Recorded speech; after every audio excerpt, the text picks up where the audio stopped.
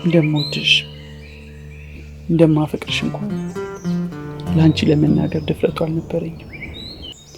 አንቺ መጥተሽ ስትነግሪኝ በጣም ነበር ደስ ያለኝ። ያንን ቀን መቼም አልረሳው።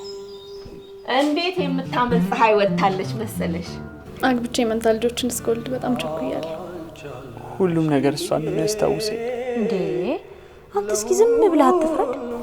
ያው ባለው ነገር አውርቼው ነበር። በጣም ነው የሚያሳዝነው። እንዴት ሆኖ እንደወጣ ብታዩ። በደንብ እንኳን እኮ ሰላም ሳትለን ሄደች። ሰካራ ከዚህ በኋላ ከሷ እንድትርቅ ፈልጋለሁ።